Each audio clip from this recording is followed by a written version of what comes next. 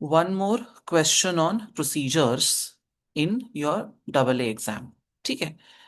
Describe substantive procedures the auditor should perform to obtain sufficient and appropriate audit evidence in relation to valuation of Hyacinth Company's inventory.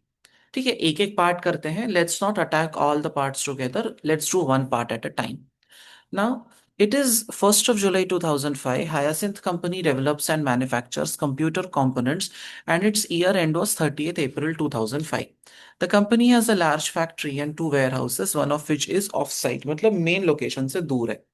You are an audit supervisor of Tulip and Company, and the final audit is due to commence shortly. Draft financial statements showed total assets of 23.2 million and profit before tax of 6.4 million. The following three matters have been brought to your attention. Your firm attended the year-end inventory count for Hyacinth Company and confirmed that the controls and processes for recording WIP and finished goods were acceptable. WIP and finished goods are both material to the financial statements, and the audit team was able to confirm both the quantity and the stage of completion of WIP. Before goods are dispatched, they are inspected by the company's quality control department. Just prior to inventory count, it was noted that a batch of product line Crocus, which had been produced to meet a customer's specific technical requirements, did not meet that customer's quality and technical standards. This inventory had a production cost of 4,50,000. Upon discussions with production supervisor, the finance director believes that the inventory can still be sold to alternative customers at a discounted price of 90,000. If you observe the question requirement, it says sufficient appropriate audit evidence in relation to valuation of inventory. Now there is an accounting standard IAS 2. ठीक है. IAS 2 में what does IAS 2 say about inventory valuation? कुछ rule है वहां पे? Inventory can be valued Yes, sir. according to. Tell me, how is Uh, inventory valued? Inventory should be valued of the lower of cost or NRV. Very good. Lower of cost और net realisable value. अब यहाँ पे अपना question existence वगैरह पे नहीं है. अपना क्वेश्चन है कि यार इन्वेंट्री का वैल्यू बराबर, मतलब how will you verify the inventory valuation. And you just now told me that inventory has to be valued at lower of cost और नेट रियलाइजेबल वैल्यू. तो पहले अपने को कॉस्ट वेरीफाई करना पड़ेगा. करेक्ट. अब कॉस्ट कैसे वेरीफाई होगा? Suppose you are talking about finished goods और you are talking about work in progress. तो वर्क इन प्रोग्रेस जब और फिनिश्ड गुड्स जो भी whatever you talk about, material is used in the making of finished goods. Human labor is involved in the making of finished goods, and so are certain overheads involved in the making of finished goods. Now, when we talk about finished goods, what we are trying to say is कि ये finished goods बनाने में raw material, labor, overheads तीनों चीजें अपने को लगी. So how will you verify whether the cost of material that was included is right or not? सबसे पहले you will ask for a copy of the cost sheet. ठीक है. The company has prepared cost calculation के लिए for every item you prepare a cost sheet. तो वो cost sheet से you will have to pick up the data. Correct. So वहां पे material का कॉस्ट आपको वेरीफाई करना पड़ेगा. How will you verify the material का cost? You will take, you will check the value there and you will cross verify that with the purchase invoice. ठीक है. फिर आपने लेबर का कॉस्ट लिखा होगा, two workers work for 30 rupees an hour for example. तो आपको labour का टाइम शीट लेना पड़ेगा, जो monthly attendance and time sheet that they fill. You will have to check that. And also you will have to check कि जो overheads को वहां पे ऐड किया है, are those overheads that you have added, are those all production related overheads? ये आप check करेंगे. जिससे आपका कॉस्ट वेरिफिकेशन हो जाएगा. Now you have to verify net realizable value. What is net realizable value? Estimated selling price minus estimated cost to sell. अब एस्टिम 31st of March को आपका year has come to an end. ठीक है. अब you want to check what is the estimated selling price. तो आप क्या करेंगे? अराउंड 31st of March या आफ्टर 31st of March जो भी आपका सेल हुआ, वो सेल का value you will try to determine. ठीक है. सो अब वो कैसे आएगा? See the company must have made certain sales after 31st of March. वो सेल इनवॉइस का कॉपी होगा आपके पास. ठीक है. So you will have to verify that. ठीक है. Think about what else you can verify for NRV. Take. ठीक है. सो यू वेरीफाइड कि अराउंड 31st of March या आफ्टर 31st of March जो भी सेल हुआ that has to be the estimate of your selling price. ठीक है। अब ये तो हो गया पर यूनिट का वैल्यूएशन कि पर यूनिट कॉस्ट कितना है, per unit net realisable value कितना है। How many units are left at the year end? See total inventory valuation is number of units into value. Value का तो verification हमने कर लिया। Now we'll have to find out किया कितने inventory items थे। So what you will do is आप management को बोलोगे कि यार show me a breakdown of the work in progress. जो आपका वर्क इन प्रोग्रेस है, show me a breakdown of the work in progress. See work in progress means how much is the percentage completion on that particular item. In the sense जैसे मेरा double A का batch, it is 90% complete ऐसा मैं बोल रहा हूं। How will you verify whether it is 90% complete? You will say show me the total chapters 10।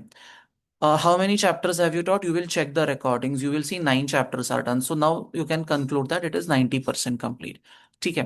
यहाँ पे आप क्या करेंगे? You will obtain the breakdown of WIP and you will check what is the percentage completion. उसके हिसाब से ही आपका valuation होगा। ठीक है। Now, uh, Sir, can we add this that for a sample of inventory, we perform valuation tests to determine the value valuation of. test. Inventory counts. Inventory count is not necessarily an important step here because see quantity and existence has been verified. We are more concerned about the valuation of inventory. ठीक है। तो आप Yes, जो sir. Point बोल रहे हो वो आ सकता है, उसका इशू नहीं है। But it will have to be a मतलब वो फर्स्ट कपल ऑफ पॉइंट्स में वो नहीं आना चाहिए। It should come up later. ठीक है। अब now once this is So very, what about my point, sir? It is correct, or what is your point? sir, for a sample of inventory, we can re-perform valuation tests. What is So valuation test Akshat? mm, anything which will verify that it is cost or it is any lower NRV or any word you can use. I'm just asking मैंने that. वही तो अभी describe किया ना first 2 steps में। Cost verify करो, NRV verify करो। तो were you paying Okay. Attention when I said that? So I was paying attention. I ने कुछ अलग सुन लिया फिर सोच लिया होगा मतलब I am also trying to perform procedures on my own, so that's why. अभी आप मेरे साथ हो ना, अभी you listen to what I am saying. ठीक Okay, है। sir. बाद में आप अपना करना। अभी what I am telling you is the ideal way to do things. So pay attention to that. ठीक है। Okay. वैल्यूएशन टेस्ट नाम का वर्ड आपने कहीं सुना है? नहीं। No, sir. मैं आपको लॉजिकली बिल्डअप करने का कोशिश कर रहा हूँ कि कॉस्ट कैसे वेरीफाई करेंगे, एनआरबी कैसे वेरीफाई करेंगे, परसेंटेज कंप्लीशन कैसे वेरीफाई करेंगे। So let's try to stick to that. ठीक है। Now, they have mentioned that before goods are dispatched, they are inspected by the company's quality control department. Just prior to inventory count, it was noted that a batch of product line Crocus, which had been produced to meet a customer's specific technical requirements, did not meet that customer's quality and technical standards. Okay. So, if the see it had been produced to meet a specific customer's specific requirement, उसको कुछ he wanted maybe certain specific expectations कि यार ऐसा ऐसा specification होना चाहिए and it has not matched that particular specification. तो अभी ही probably will not accept that particular item. अब यार मैंने आइटम बनाया करण के हिसाब से, करण ने वो एक्सेप्ट नहीं किया। तो अब मैं क्या करूं? तो अब मुझे किसी और को बेचना पड़ेगा, है ना? तो अब वो दूसरा पर्सन जो है maybe Sukant, he doesn't, वो उसके हिसाब से नहीं है। So he is not going to pay the full price. Maybe वो कम प्राइस देगा मुझे मोस्ट लाइकली ना, बिकॉज वो सुकान के स्पेसिफिकेशन के हिसाब से तो है ही नहीं। So for this defective batch of goods you should check यहाँ पे क्या लिखा है।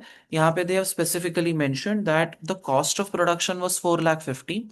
Upon discussions with the product supervisor, finance director believes that inventory can still be sold to alternative customers at a discounted price of 90,000. So naturally you will have to understand from the management, maybe review the minutes of the meeting। देखो 4,50,000 का सीधा 90,000 कर दिया है NRV. तो somewhere you will have to understand कि how come 20% कैसे हो गया ना, तो how did management conclude that? So how will you understand that? Maybe check the minutes of the board meeting, वहां पे they must have explain how did they arrive at this particular conclusion. अगर if you get that proof, at least it will help you to understand what was the reason behind the management's estimation of calling it 90,000. ठीक है. Now ये जो crocus वाला order है, सी, year end comes on 31st of March and management has said कि यार we think it will be sold for 90,000, so we are valuing it at 90,000. अब after the year end, check करो whether any of these crocus inventory products were actually sold or not. If these are actually sold, तो आपको directly sale value का actual number मिल जाएगा instead of going by the estimate. So check post year end. ठीक है, year end के बाद अगर ये पर्टिकुलर आइटम का सेल हुआ है तो चेक करो, so that you can arrive at the net realisable value. ठीक है, so that will help you to verify the NRV.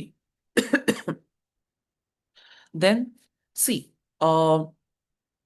let's talk about, when we are talking about net realizable value, see, usually when the item gets older, उसका net realizable value कम हो जाता है. Why is that so? Because see, let's think about a sabzi market, or let's think about a phone, or let's think about anything. If it is iPhone 17, उसका value ज्यादा है. If it is iPhone 16, तो वो तो पुराना हो गया, right? So the older the item gets, the selling price goes down. So, what you will do here is you will have to check, you will have to ask the management कि यार give us a copy of the inventory aging report. आप क्या बोलेंगे management को? Please give us a copy of the inventory ageing report. Inventory ageing report से पता चलेगा are there any slow moving items और non moving items. If the items are slow moving, that means उसका frequency of sale कम हो गया है, which means it might not get sold at the same price. For these items, you should check whether the net realizable value has fallen down or not. ठीक है. एक और बात, here they have mentioned कि ये जो 4,50,000 है, that is the cost.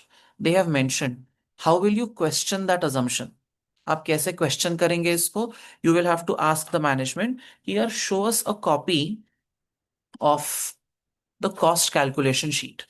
ठीक है, कॉस्ट शीट दिखाने को बताओ and verify how have the values been calculated. ठीक है. Now there is going to be, if at all 4,50,000 has to be written down to 90,000, तो 3,60,000 का इन्वेंट्री राइट ऑफ होगा. ठीक है. What is the accounting entry for inventory write off? P and L account debit to inventory. Correct. So इससे आपको क्या पता चलेगा? इससे you will get to know कि यार whether that particular entry has been recorded correctly और not. So whenever we are framing procedures, if they asked us about valuation, सबसे पहले हमने क्या सोचा? सबसे पहले हमने ये सोचा कि वैल्यू निकालते कैसे. How is inventory valuation done as per IAS 2? We said lower of cost और एनआरवी. अब कॉस्ट कैसे वेरीफाई किया उसका हमने स्टेप्स बताया. फिर एनआरवी कैसे वेरीफाई किया उसका हमने स्टेप्स बताया. We also added one more point कि ईयर एंड के बाद जो सेल हुआ ना उसका वैल्यू चेक करो. That will give you an idea कि what should be the net realise, मतलब that is the estimated selling price, right? 31st of March को ईयर एंड हुआ, 2-3 अप्रैल के आसपास whenever the next sale happens, वहां से value आप note down कर सकते हो. ठीक है, that is one more point. Then let's talk about, when we are talking about work in progress is stage by stage the item is getting completed. Correct. Stage by stage. ठीक है. when I am saying stage by stage the item is getting completed, तो आज के दिन में कितना percentage completion है? May be अभी तक से you have to make something, but अभी तक आधा ही मटेरियल लगा है उसमें. ठीक है. तो only 50% of the material cost should be considered. तो उसके लिए you will have to obtain from the management कि यार मुझे इसका परसेंटेज कंप्लीशन बताओ, and you will have to verify those sheets. Is that right? So that should be the next step in your analysis. Then we also realise यार ये जो ये खराब हुआ ऑर्डर है ना, we need more information about that. तो कैसे निकालेंगे आप मोर इन्फॉर्मेशन? मैनेजमेंट को बोलो यार ये 4,50,000 का कॉस्ट यू आर सेइंग, ये कॉस्ट कहाँ से आया? कॉस्ट शीट मांगो. फिर मैनेजमेंट इज सेइंग कि if this person doesn't accept the order, we'll sell it to someone else, and NRV is likely to be 90. तो ये 90 कहाँ से आया? Ask the management. Maybe minutes of the meeting में they must have recorded, because this seems like a major order ना, और एकदम से 20% हो गया है, तो there have to be reasons behind it. फिर ऑल्सो चेक की यार ईयर एंड के बाद इसमें का कुछ सेल हुआ है आफ्टर 31st of March, तो that will give you enough proof की you are saying 90,000, what if it is sold for 34,000 only. तो ईयर एंड के बाद जो भी सेल होगा from this specific order, that will help you to verify the NRV. Correct. सारा का सारा जो आपका स्टेप्स है, प्रोसीजर है, that has to be framed with respect to valuation. मैंने कोई भी एग्जिस्टेंस, कंप्लीटनेस, कट ऑफ के प्रोसीजर्स नहीं बताए, है ना। But I specific and yes I also mention कि यार जो आपका ईयर एंड ये है, क्या बोलते हैं उसको, obtain a report from the management of slow moving items और नॉन मूविंग आइटम्स। उससे आपको क्या पता चलेगा, from that you will get to know कि इज देयर अ पॉसिबिलिटी कि there are items which are lying in the inventory for a very long time. तो अभी तक तो उसका value must have gone down significantly. Correct. तो ऐसे items को तो राइट ऑफ कर देना चाहिए immediately from books of accounts, they should not be present there. So in that situation आप मैनेजमेंट को बोलो कि यार show us a report of slow moving obsolete items. ठीक है। वहां से if you get that report you will find out कि कौन से inventory items are there in stock for more than, say for example 365 days। एक साल से पुराना इन्वेंट्री गोडाउन में पड़ा है, it will have to be written off. So this is how you will have to think in the exam. ठीक है। अब वो वाली रिपोर्ट को क्या बोलते हैं जो आप बोल रहे थे, वर्क इन प्रोग्रेस वाली को? Percentage completion report. परसेंटेज ठीक है। Completion, okay, right. इसको देखो एक बार।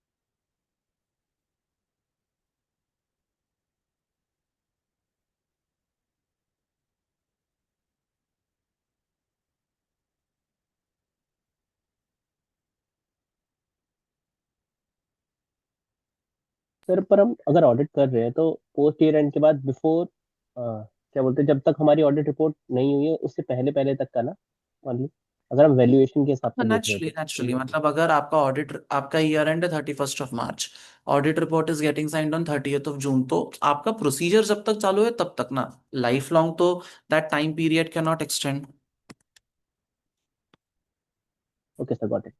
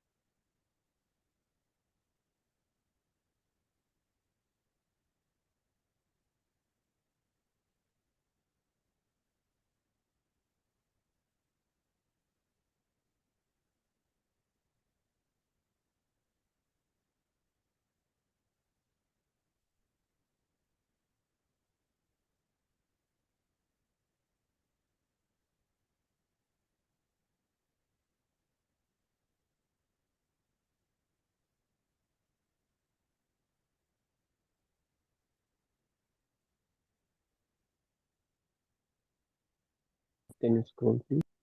श्योर।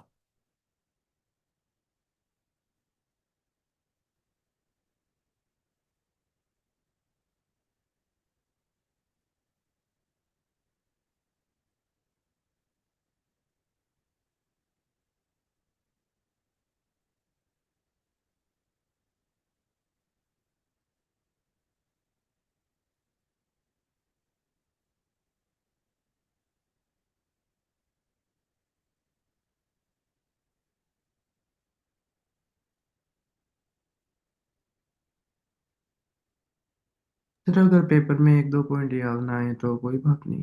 कोई बात नहीं। देखो, आपको उस बात का अननेसेसरी प्रेशर नहीं लेना है। आपको बस ये बात दिमाग में रखनी है कि मैक्सिमम पॉसिबल पॉइंट्स जो मैं लिखूं वो रेलेवेंट होना चाहिए। ठीक है, आप ये प्रेशर मत रखो कि सारे के सारे पॉइंट्स मुझे कवर करने हैं। Don't have that pressure.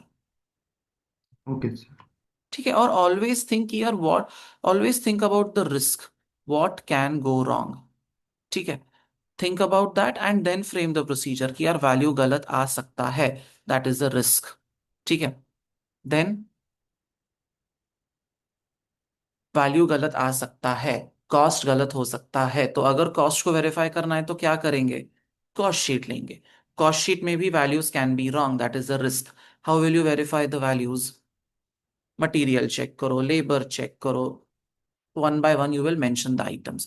So whenever you are framing the procedures, think about two things: a, what can go wrong, and b, what is the financial statement assertion that we are talking about.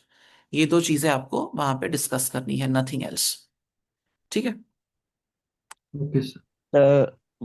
Would it be good for us to remember some procedures, मतलब ऐसे procedures याद कर लें कि वो तो मतलब आएंगे ही आएंगे, उनको लिख दोगे तो मार्क्स पक्के ही हो जाएंगे। बट आप सिर्फ प्रोसीजर लिख के काम नहीं होगा, it will have to be connected with the facts of the case. If you okay. Just reproduce the procedures तो उसके मार्क्स नहीं मिलेंगे। विच इज वाई मैं जो भी आंसर डिस्कस करता हूं, मेक श्योर कि it is connected with the situation. Direct writing is not going to fetch you marks, never.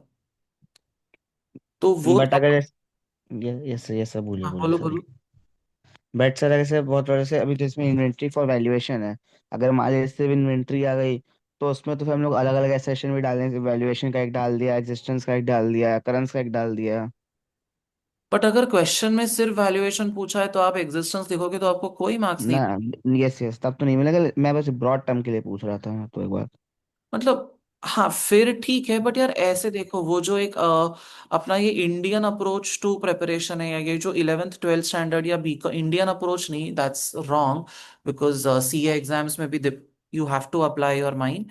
वो जो एक 11th 12th स्टैंडर्ड या सीबीएसई वाला अप्रोच है ना, कि रट के जाने का पेपर में और वैसे का वैसा, the question is never going to be that way. You will always have to see कि पूछा क्या है, and then you will have to frame the answer. ठीक है, never have this, which is why people lose marks in double A. They write what they think should be the case, but they never को related with the situation. आप situation के साथ को relate करके लिखो, आपको मार्क्स मिलेगा। ठीक है। Okay sir, thanks sir. अब अगला वाला कौन सा है? Describe substantive procedures the auditor should perform to obtain sufficient appropriate evidence in relation to Hyacinth Company's research and development. ठीक है, Hyacinth Companies include expenditure in developing new products with intangible assets once the recognition criteria under IAS 38 have been met. Intangible assets are amortized on a straight line basis over 4 years once production commences. The amortization policy is based on past experience of the likely useful lives of the products. The opening balance of intangible assets is 1.9 million. In the current year, Hyacinth Company spent 0.8 million developing three products which are all at different stages of development. ठीक है, अब यहाँ पे intangible assets are amortized on a straight line basis, ये बोला है। ठीक है, but 4 years once the production commences, start questioning. Why do you say 4 years? How do you judge that 4 years is the most appropriate use estimation of useful life? So that should strike your mind first. ठीक है, सबसे पहले client को बोलो give us a schedule. Schedule मतलब list of intangible assets. ठीक है, and one thing see, जहां, remember, wherever there is an item you are verifying which consists of a list of 100, मतलब which consists of a list of many items, जैसे total debtor verify करना है, total creditor verify करना है, total intangible asset verify करना है। यहाँ पे it's not one patent that you are verifying, आपको पेटेंट वेरीफाई नहीं करना है, आपको कॉपीराइट वेरीफाई नहीं, आपको फुल इंटेंजिबल वेरीफाई करना है। तो मे बी उसमें 10 आइटम होंगे, तो क्लाइंट को बोलो कि give us a list of all the 10 items. ठीक है, check the closing balances in the ledger to trial balance to financial statements. ये एक फर्स्ट चेक होना चाहिए। ठीक है। Then discuss with the finance director what is the justification for the 4 year useful life. ठीक है। तो जो आपका 4 ईयर यूजफुल लाइफ उन्होंने बताया है, what is the justification for that. Management must have made certain calculations, कुछ उनका इंटरनल डिस्कशन हुआ होगा। Ask them to share that with you. ठीक है। Then see whenever items like depreciation amortization are given, one point that you can always mention is recalculate the amortization। अब यहाँ पे what is when does amortization start? Amortization starts from the day you perform from the date the commercial production commences, उस डेट से amortization charge होगा। तो check करो कि whether the calculation of amortization has started from the right day और not, तो that recalculation will help. ठीक है। उसके आगे what they have written is in the current year it spent 0.8 million developing 3 new products which are all at different stages of development। Now you will have to understand कि whenever we are talking about, see यहाँ पे they have said 0.8 million was spent। अब we don't know ना ये 0.8 million में से how much is research, how much is development, correct? So ask the management कि give us a copy of the, give us a full breakdown of 0.8 million। ठीक है। अब you will have to check what each of these expenditure items stand for। जैसे the individual item could be, just obtaining market research, that will have to be expensed off। For items which are capitalized, ठीक है, there are 6 conditions that have to be fulfilled before development expenditure is capitalized। So check whether there is a technical and financial feasibility, whether there is intention to complete the project, whether there is an active market available for that particular product। ये सब आपको check करना पड़ेगा। See whether the product can be sold and whether you can obtain future economic benefits from that। तो ये part आपको check करना पड़ेगा। And you will have to see कि if at all an amount has been capitalised, are these conditions fulfilled. Another thing, see सिर्फ list list दे दिया 10 item का, उसका कुछ एक टोटल है, ये total matches with the trial balance, trial balance का amount matches with the financials, ये तो एक पार्ट हो गया। बट आपको इंडिविजुअल आइटम्स के बिल्स और इनवॉइसेस भी चेक करना चाहिए, राइट? कि यहाँ पे लिखा है market research 30,000, give me an invoice which shows that market research is worth 30,000, right? You can do that. Yes. So that is how you will have to frame your answers।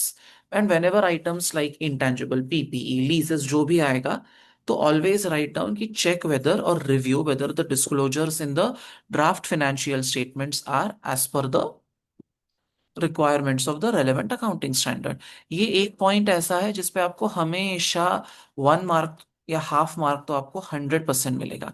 Which point? Point about Conditional disclosure. disclosures have happened as per the requirements of accounting standards। तो इसमें हमने क्या किया, ये question में हमने कुछ बहुत ज्यादा रॉकेट साइंस नहीं लगाया। First part of the question चलो थोड़ा सा उसमें केस स्पेसिफिक था। यहाँ पे तो हमने क्या बोला, लिस्ट दो, टोटल मैच करो, इंडिविजुअल आइटम्स के साथ इनवॉइस मैच करो, इधर का टोटल। सो बेसिकली सब टोटल एक दूसरे के साथ मैच होना चाहिए। ठीक है। फिर एक एक मतलब जो items have been classified as research, check करो whether that is actually research expenditure, what has been capitalized as development। Then verify whether the 6 conditions relating to capitalization of development expenditure have been fulfilled, write those conditions down। ठीक है।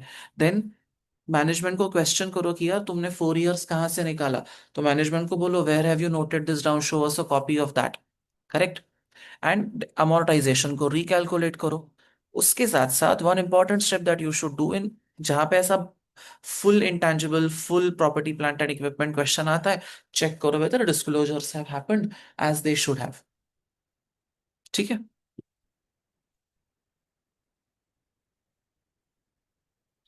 Have a look.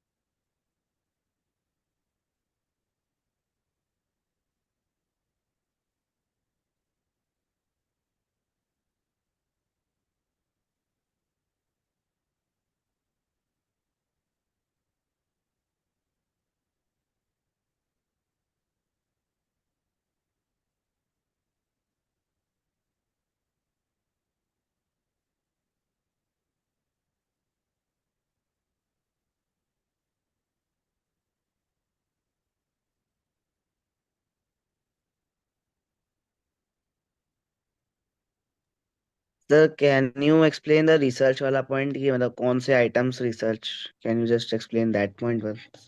कौन सा? Sir for those expense as research agree the cost.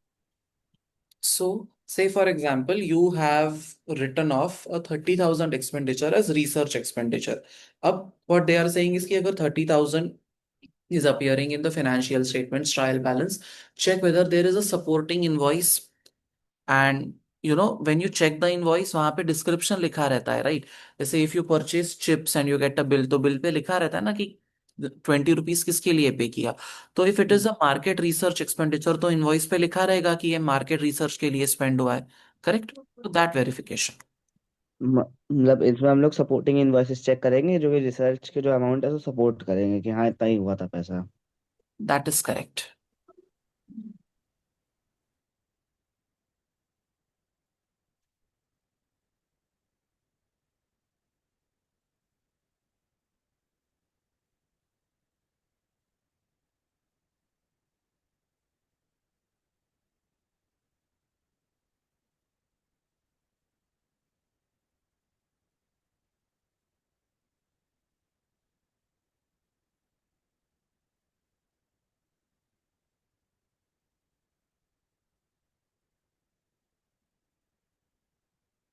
Don't be too creative, है ना.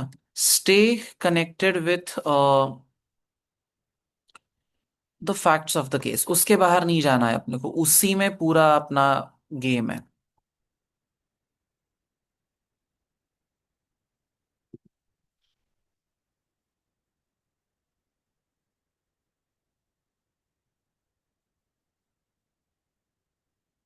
Done sir. Done. देख लिया पूरा. Yes sir. Okay. Anything that you feel you want to add, you want to ask, please go ahead.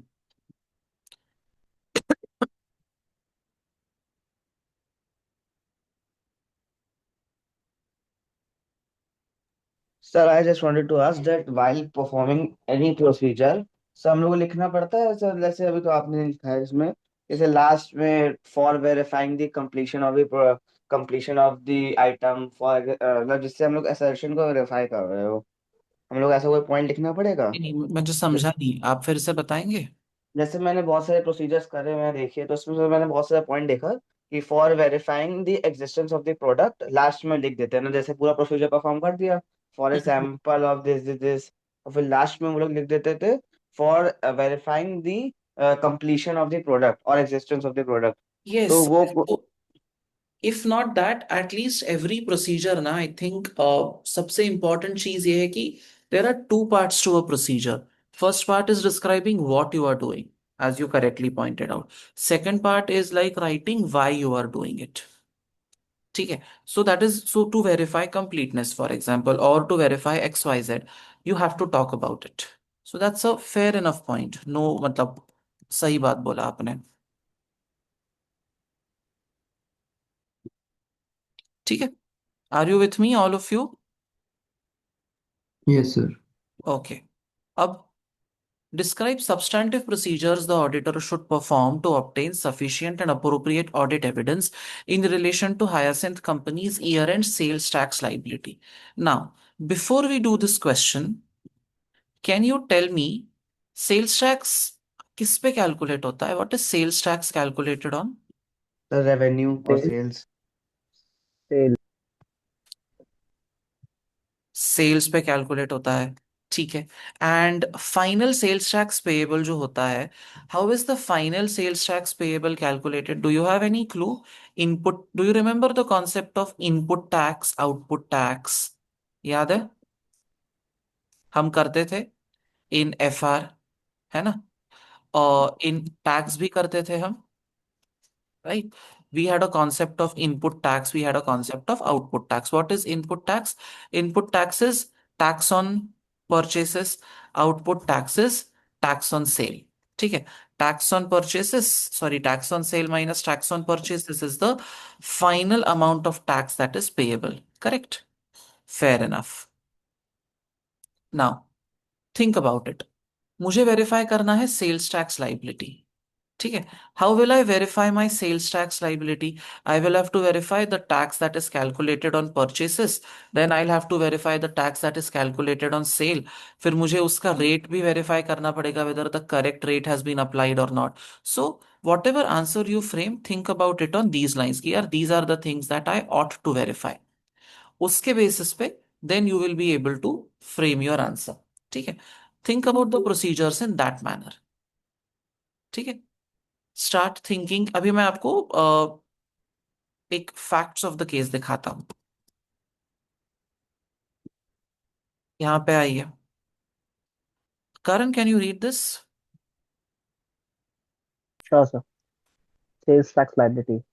A Senta Co is required by the relevant tax authority in the country in which it operates to charge sales tax at 15% on all products which it sells. This sales tax is payable to the tax authority. When purchasing raw material and incurring expenses in the manufacturing process, the companies pay 15% sales tax on any item purchased, and this can be reclaimed from the tax authority. The company is required to report the taxes charged and incurred by completing a tax return on a quarterly basis, and the net amount owing to the tax authority must be remitted within 4 weeks of the quarter end. The draft financial statements contain a 1.1 million liability for sales tax for the quarter ended 30th April 2020.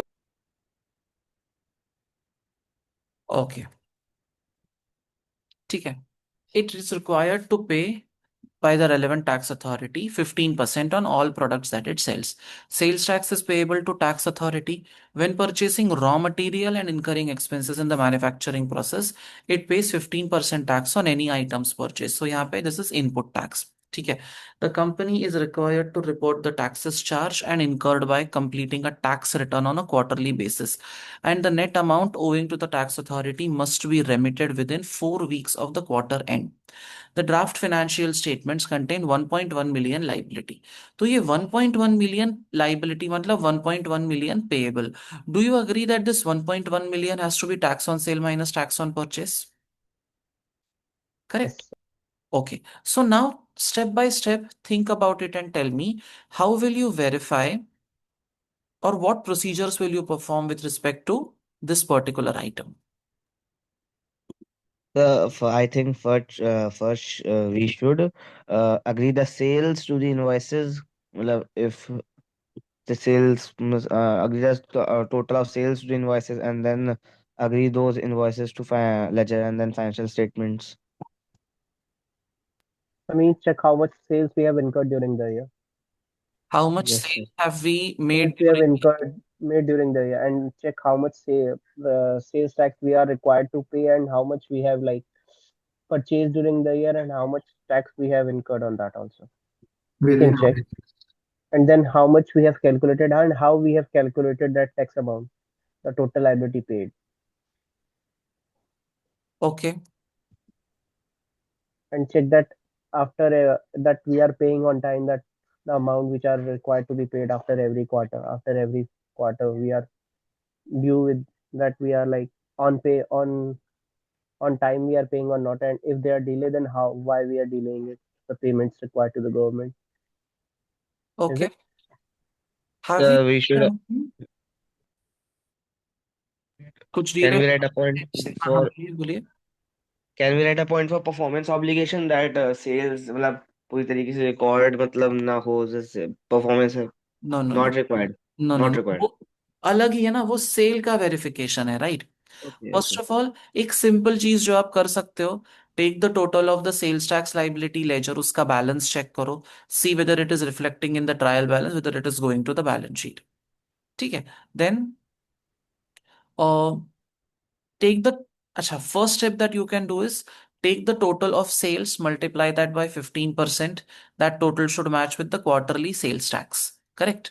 Now you will have to, now there is a possibility that the sales tax अच्छा, what is the frequency of filing returns or something, ऐसा कुछ दिया है आपको? हाँ sir, Getting returns on a after every quarterly quarter we have. basis, right? So don't you think an important step should be कि total of 4 quarters should be equal to annual?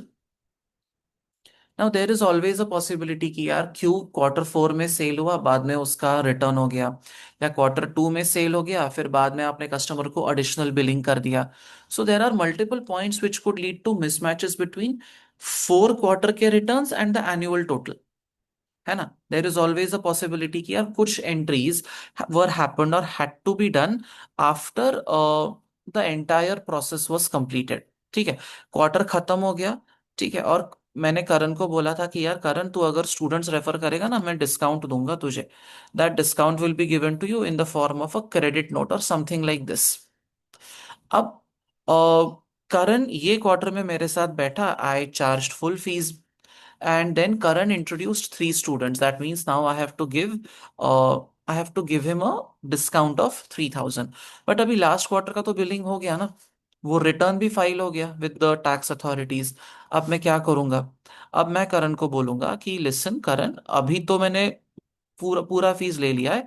अगले quarter ना, what I will do is, whenever you join the next subject with me, I'll give you a discount. Yeah, I'll just give you a credit note and give you a cashback of 3,000, something like this. So naturally there are changes that will happen to values later, है ना.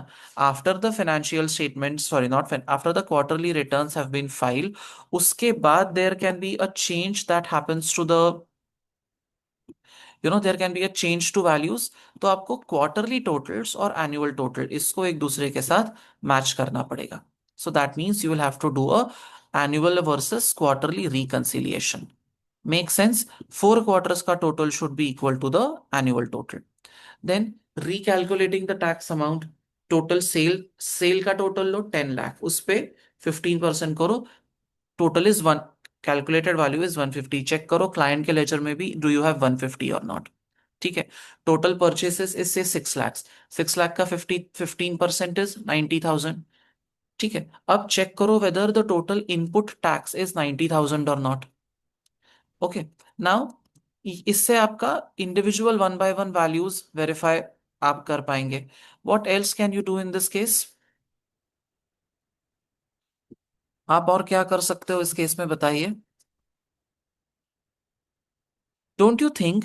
See, my year end happens at, say, 31st of March. Now, there is a due date by which I have to pay the tax liability, right? That due date is, say, in the month of April. Now, don't you think the best thing that you can do in this case is कि आपका audit report तो जून में sign होने वाला है, 31st of March को मैंने बोल दिया मेरा लाइबिलिटी 5 लाख है. चेक करो in when the payment date happens, actually 5 lakh का पेमेंट हुआ है कि नहीं हुआ है. सो पोस्ट, ये एक जो स्टेप है ना, पोस्ट ईयर एंड नंबर्स, आपने देखा होगा ये डेटर में भी आता है, क्रेडिटर में भी आता है, सारे एक्सपेंडिचर्स में आता है, right. What is the step? The step is कि if there is an item that exists on the balance sheet date, ठीक है, it could be debtor, creditor, sales tax liability, anything, any receivable, payable. I'm not necessarily talking about fixed assets, but anything that is received, paid, sold, ऐसे जो भी items होंगे, check करो कि यार on 31st of March if you are saying that payable was 50,000, तो उसके बाद जो बैंक स्टेटमेंट बनेगा उसमें तो आपको मिल ही जाएगा ना. You will find proof of that. If I'm saying that the payment is 50,000, for example, then I should find a payment entry of 50,000 in my bank statement. That is, I think, a good enough immunity, I would say. ये it can help us to verify. तो ये एक additional point आप हर जगह पे डाल सकते हो. और सर Which- हाँ, पेनल्टी भी, मतलब पेनल्टी चार्ज हुई है कि नहीं, मतलब क्या है, क्या है? पेनल्टीज चार्ज, मतलब कि पेमेंट करी है कि नहीं, मतलब उस दिन। हाँ हाँ. So if the client has said कि this is the payable, then give that level of detail. कि उसने बोला 50,000 पेएबल, तो पूछो ये 50,000 कैसे कैलकुलेट किया. You verified the calculation. उसके बाद आपको क्या चेक करना है? उसके बाद आपको ये चेक करना है कि यार वो एक्चुअली पेमेंट हुआ कि नहीं, and that basically takes care of all your problems, है ना. Yes sir. And see whether appropriate disclosures have happened. See, there is no accounting standard for sales tax, but you can always see now whether tax related appropriate disclosures happened or not. That can always be a point. Correct? What else can we think about? अच्छा, इस so tax की अगर मैं बात करूं, just tax, do you think कि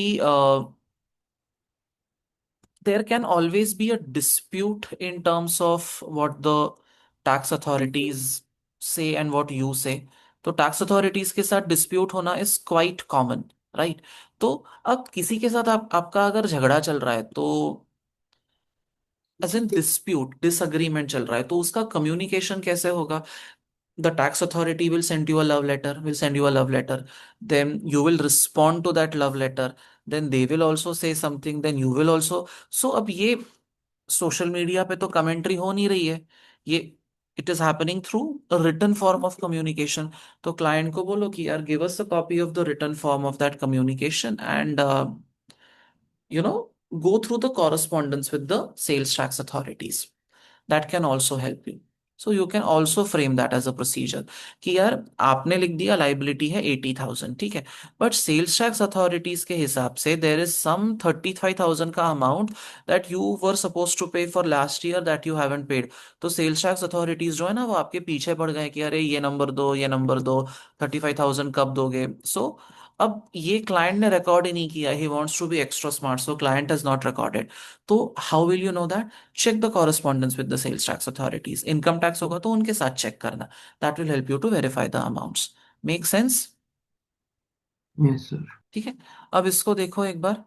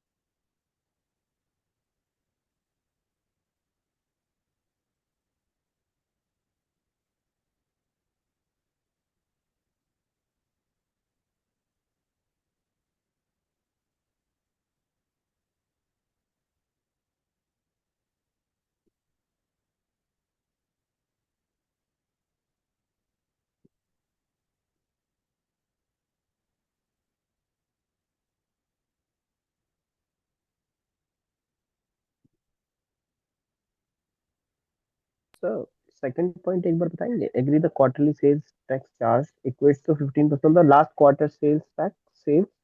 क्यों sir?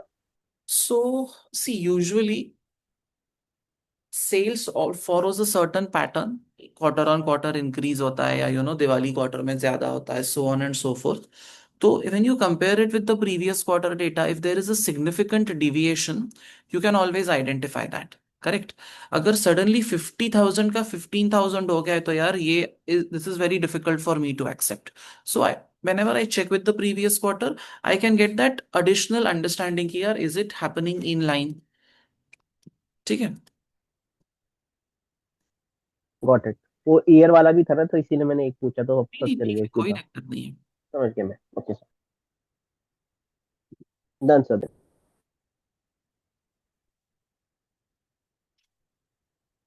ठीक है। अदर्स देख लिया आपने? Yes sir.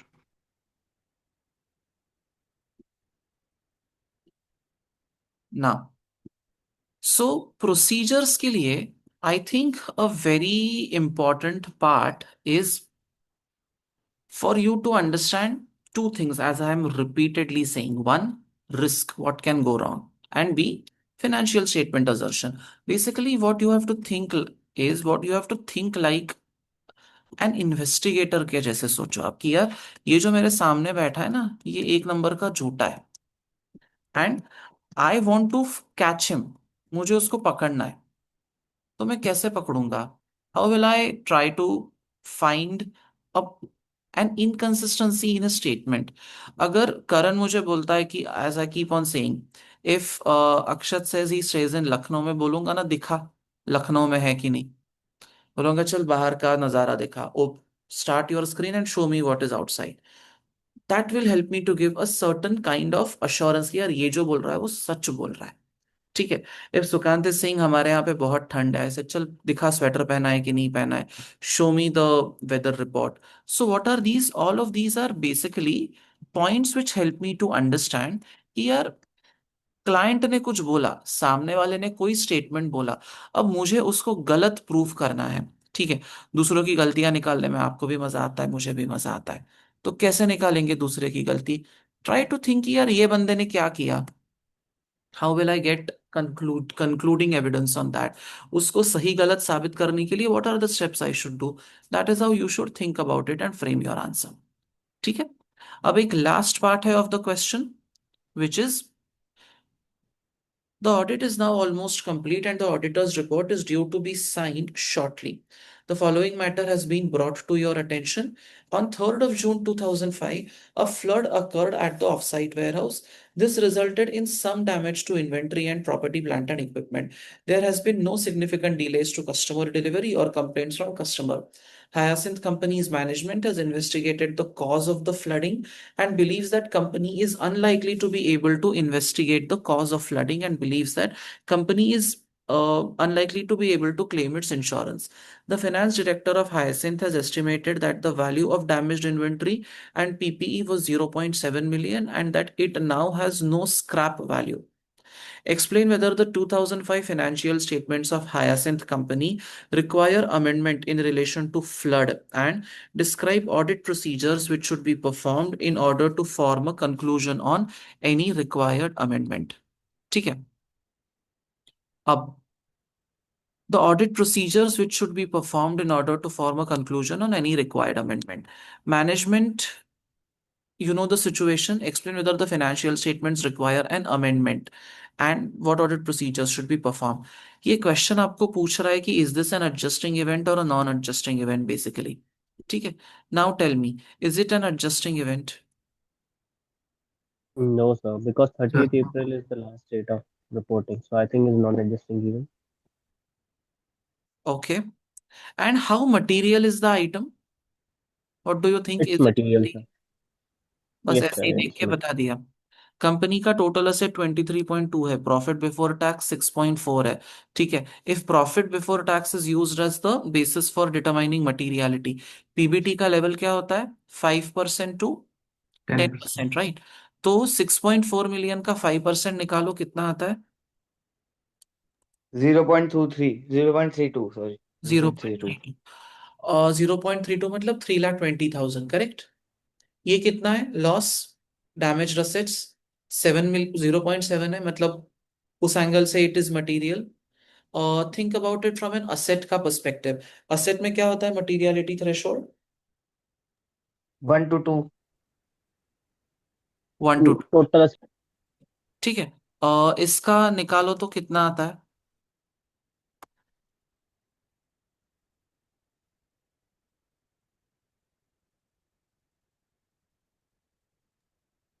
So 2.3, मतलब 2.3, 232 2.32. 1%. Yes.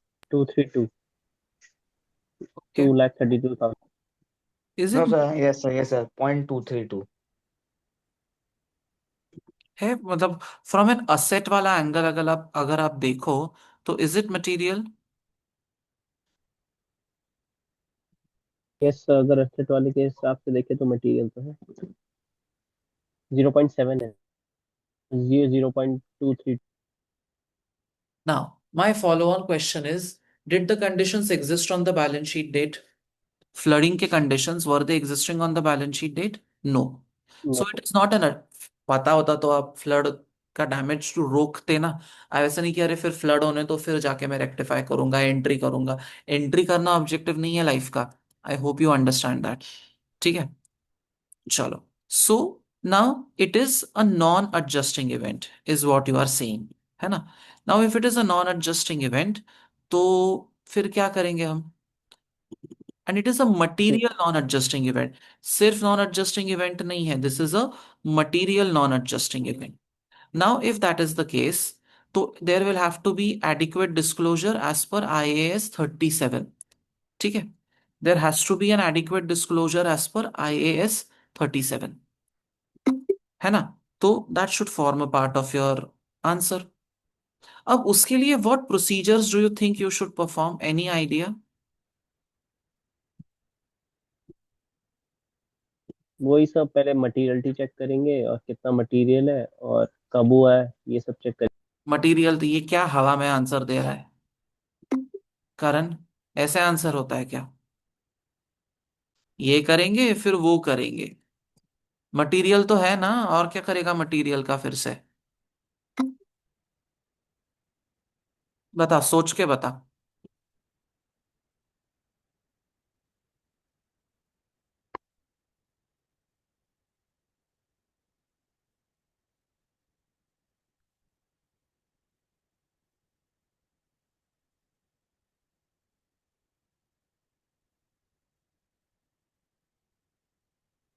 शर्मा जी आप सोचो, आप अच्छे आंसर देते हो.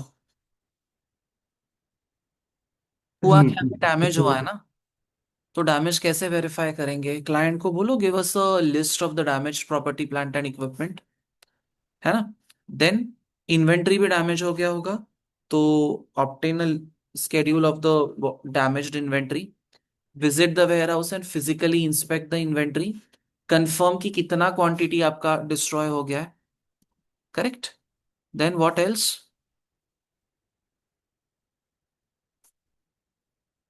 डोंट यू थिंक कि if the assets have been see inventory अगर डिस्ट्रॉय हो गया तो आपको तो पूरा उसको राइट ऑफ करना पड़ेगा. ठीक है. तो चेक करो कि if the client has said कि 80 units were damaged and destroyed, physically verify whether 80 units were damaged and destroyed or not, and then check whether it has been written off in books of accounts. अगर asset के damage का मैं बात कर रहा हूं तो उसमें क्या करेंगे हम? असेट के केस में asset maybe you will have to understand the extent of the damage. ठीक है. extent of the damage कैसे verify होगा? उसमें you will have to maybe appoint an expert and ask him to do a thorough analysis of the asset कि यार कितना damage हो गया है. ठीक है. if it is severely damaged you will have to impair the item, है ना. आपको इम्पेयरमेंट का एंट्री रिकॉर्ड करना पड़ेगा. फुल्ली डैमेज्ड होगा तो उसको स्क्रैप करना पड़ेगा. Right. And then you will have to bring down the value to zero. ठीक है. मैनेजमेंट को पूछो, यहाँ पे एक और गड़बड़ किया है. Management believes that the insurance claim will not be received. Discuss with the management why do you think that the insurance claim will not be received. Are you an idiot that you did not sign the document in the first place? है ना. तो पूछो भाई उनको कि तुमको ऐसा क्यों लगता है, why do you think this should happen in your case? पूछो उनको. राइट.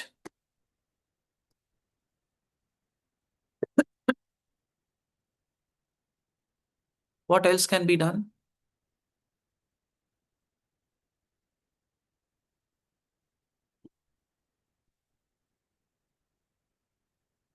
Anything else? ये कर सकते हैं कि वैल्यूएशन पे वो 0.7 के वो कैसे आए. How they form the basis of their valuation that how much have been impaired. Fair enough.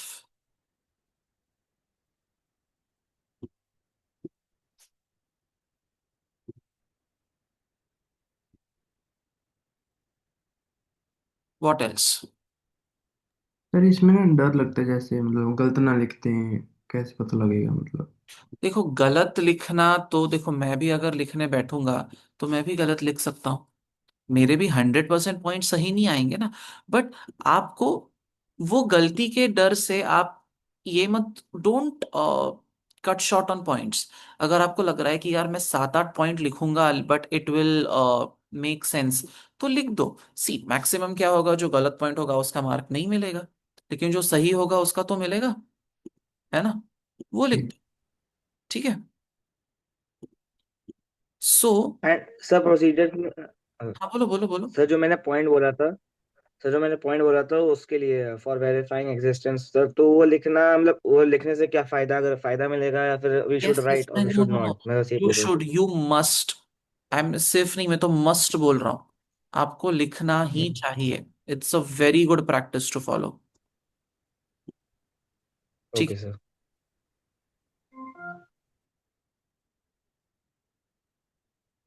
Anyone, anything else that you guys want to ask?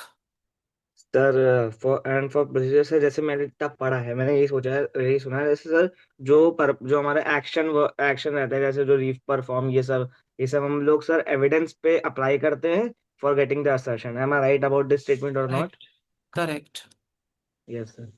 Sir मेन तो यही लगता है सर, मतलब प्रोसीजर्स में लिख दो अच्छा भी लगता है, लेकिन जब मार्क्स आते हैं तब सारा पता चलता है कि हाँ इनमें से बस दो ही सही थे।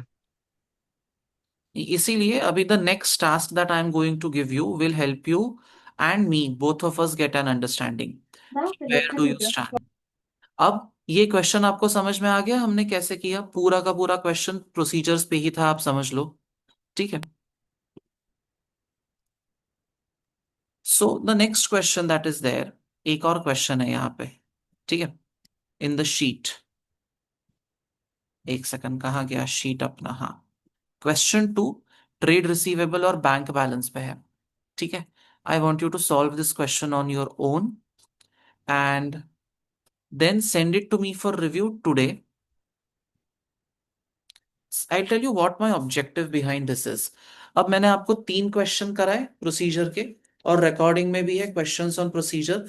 आपने वो वाले देखे जो रिकॉर्डिंग में थे? Yes sir. हाँ। आपको थोड़ा थोड़ा आइडिया आ रहा है कि क्या थॉट प्रोसेस होना चाहिए? ठीक है। तो एक काम आप आज करेंगे, आप यहाँ का क्वेश्चन 2 सॉल्व करेंगे। ठीक है।